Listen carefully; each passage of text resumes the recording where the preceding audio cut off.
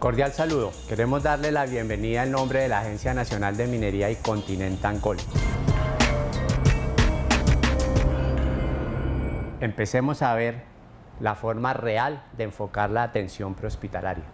El objetivo es salvar vidas, pero nosotros no hemos dimensionado realmente lo que podemos hacer en un primer auxilio frente a un paciente. De hecho, déjenme contarles unas estadísticas para que entendamos la importancia de lo que nosotros vamos a revisar en estos videos y la importancia de por qué la Agencia Nacional de Minería tomó la decisión de intervenir el proceso y sacar unos protocolos estandarizados para la aplicación en rescate minero.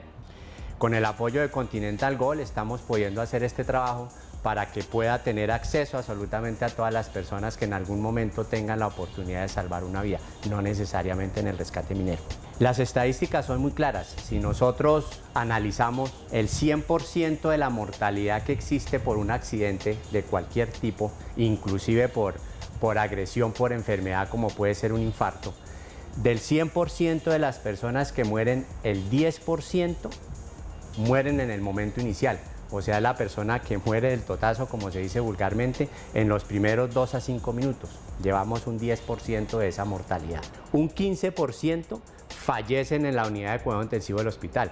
Es decir, la gente que alcanzó a tener la oportunidad de llegar al hospital, llegaron muy complicados, se les hizo la atención pertinente, pero no se logró salvar su vida. 15%. Ya llevamos el 25%. Nos queda el 75%. Pues ahí es donde viene la parte importante y es en la que nosotros intervenimos. Ese 75% mueren en la primera hora. ¿Y qué es lo que sucede en la primera hora? El primer auxilio.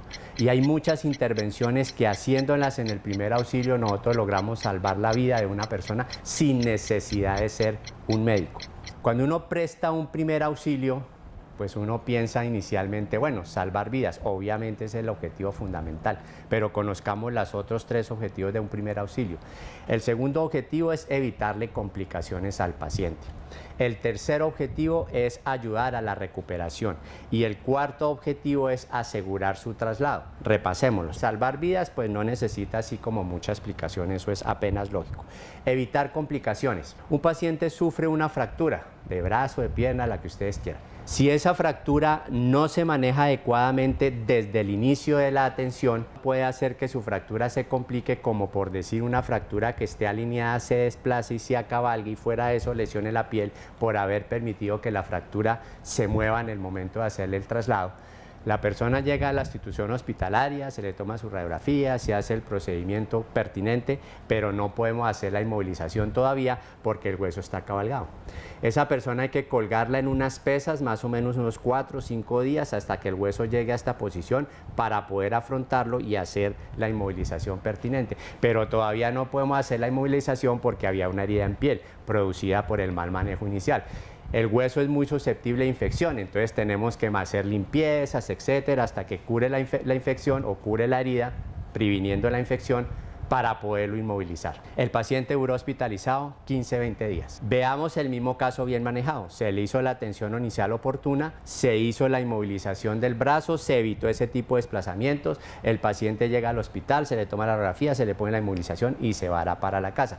En 1 hora está de regreso a su casa. Ambos pacientes van a quedar bien. El mismo caso, el primero duró 15 días hospitalizado y el segundo duró 1 hora hospitalizado. Ahí estamos hablando de evitar complicaciones. Miremos la parte de ayudar a la recuperación. El colocarle el famoso inmovilizador cervical o collarín cervical, como lo llaman algunas otras entidades, colocarlo en una camilla rígida, hacer el transporte correcto para mantener su columna alineada, eso tiene como objetivo que el paciente vuelva a caminar. Y asegurar el traslado lo único que indica es que yo tengo que estar con el paciente, no lo debo abandonar hasta que se lo entregue a otra persona. No necesariamente tiene que ser alguien más calificado, pero nunca abandone el paciente.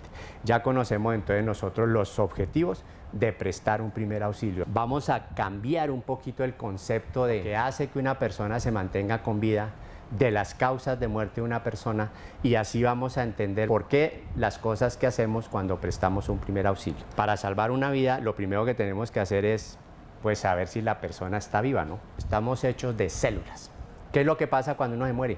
Pues que se comienzan a morir las células una por una hasta que se mueren todas. Si se comienzan a morir las células del corazón, pues el corazón deja de trabajar. Somos una máquina perfecta, funcionamos exactamente igual que un carro. Necesitamos combustible, que es el alimento. El combustible el organismo lo procesa y finalmente lo convierte en algo que se llama glucosa, que es la misma gasolina del carro. La célula necesita oxígeno, que es el que entramos nosotros al organismo cuando respiramos. Con el oxígeno, con esa glucosa, con la temperatura que los mismos procesos generan, la célula produce la energía necesaria para mantenerse viva. De tal manera que para mantener una célula viva, nosotros necesitamos que le llegue oxígeno. Fundamentalmente eso es. Si nosotros le quitamos el alimento a una célula, no se muere inmediatamente. Si nosotros le quitamos el agua a una célula, no se muere inmediatamente. Pero si nosotros le quitamos el oxígeno, tiene en promedio 3 minutos de vida, unas más que otras. Entonces, para mantener una persona viva, yo necesito mantenerle cada una de sus células vivas. Y para mantenerle cada una de sus células vivas, le tiene que estar llegando oxígeno.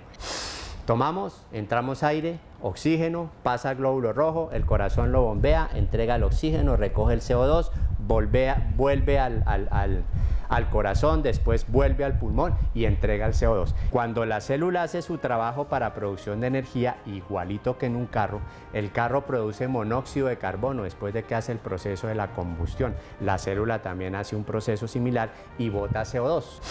Tomamos, entramos aire, el CO2 pasa de la sangre al pulmón y nosotros lo botamos. Ese es el circuito que nosotros necesitamos que se mantenga para que las células estén vivas. Y las que primero debemos proteger son las células del cerebro, porque cuando éstas se apagan, pues son las que mandan en el resto del cuerpo. Por eso son las que principalmente debemos proteger.